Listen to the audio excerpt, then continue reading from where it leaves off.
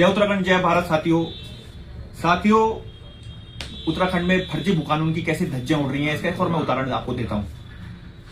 नैनीताल क्षेत्र में खबराड़ एक क्षेत्र पड़ता है, वहां पूनम त्रिका जो हरियाणा निवासी महिला है, वो 500 वर्ग की एक भूमि, वहां सीढ़ी 1 की भूमि लेती है। उसके बाद उनके हस्बैंड राकेश त्रिखा सतभुंगा में 250 वर्ग मीटर की जमीन खरीदते हैं। और जब जिलाधिकारी तक ये मामला पहुंचता है तो जिलाधिकारी आदेश देता है कि इस मामले की जांच की जाए। जो उसका में जिलाधिकारी हैं ललित मोहन रयाल जी आदेश देते हैं कि इस भूमि की जांच की जाए। तो इनसे पूछा जाता है कि आप लोगों ने भू कानून का उल्लंघन कैसे कर दिया कि वाइफ 500 वर्ग मीटर की भूमि ले रही है और हस्बैंड 250 वर्ग मीटर की भूमि ले रहा है अलग अलग क्षेत्रों में। तो ये दोनों कहते हैं कि हम अलग अलग हैं, परंतु जब जांच होती तो पता चलता है कि इन दोनों दंपतियों के बीच कोई डाइवोर्स नहीं हुआ है। दोनों दंपति अलग अलग नहीं रहते हैं, ये दोनों दंपति साथ में ही है।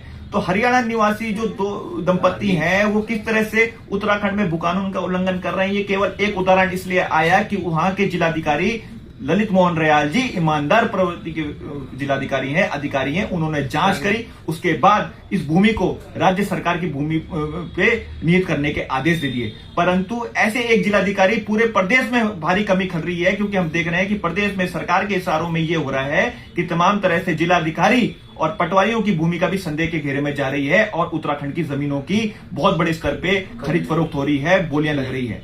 ऐसे इतने सारे सवाल उत्तराखंड के तमाम अनेक जिलाधिकारियों पे भी आते हैं कि क्या उनके क्षेत्रों में इतने बड़े स्तर पे क्या खरीद फरोख्त नहीं हो रही है, और अगर खरीद फरोख्त हो रही है तो जिलाधिकारी अपनी जिम्मेदारी क्यों ईमानदारी से नहीं निभा रहे हैं। ये बड़ा प्रश्न खड़ा होता है उत्तराखंड के कथित भू कानून पे, ये बड़ा प्रश्न होता है उत्तराखंड के जिलाधिकारियों पे, और ये प्रश्न खड़ा होता है ऐसे पटवारियों के लिए भी जिनकी भूमिका संदेह के घेरे में है, जो ग्रामीण को कुछ एक आध दलालों के साथ मिलके पहाड़ के जो भोले भाले ग्रामीण हैं उनकी भूमियों को बेचने का कार्य कर रहे हैं। तो साथियों ये पूरी पोल खुल चुकी है उत्तराखंड सरकार के फर्जी भू कानून की।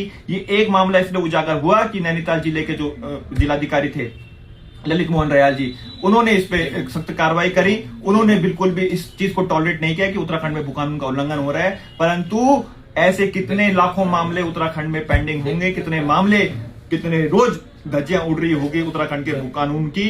रोज प्रॉपर्टी डीलर बन के खुद ही जिलाधिकारी बैठे होंगे, खुद ही पटवारी बैठे होंगे, खुद ही ऐसे लोग बैठे हुए होंगे जो उत्तराखंड की जमीनों को खुर्द-बुर्द करना चाहते हैं भूमाफियाओं के साथ। तो साथियों आप भी अपने क्षेत्र से अगर आपको ऐसा कोई मामला लगता है उसको सरकार के सामने, उसको समाज के सामने लाइए और जिलाधिकारियों को कंप्लेन करें। अगर जिलाधिकारी एक्शन नहीं लेता है तो आप हमको बताइए, इस पूरे मामले को हम उत्तराखंड के सशक्त जो भू कानून की जो बात होती है उसको मजबूत करने का कार्य करेंगे। परंतु ऐसे जो भूमाफिया हैं या ऐसे जो लोग हैं अधिकारी हैं जो उत्तराखंड में भू कानून की धज्जियां उड़ा रहे हैं, उनको भी हम एक्सपोज करने का काम करेंगे। धन्यवाद साथियों। जय उत्तराखंड जय भारत।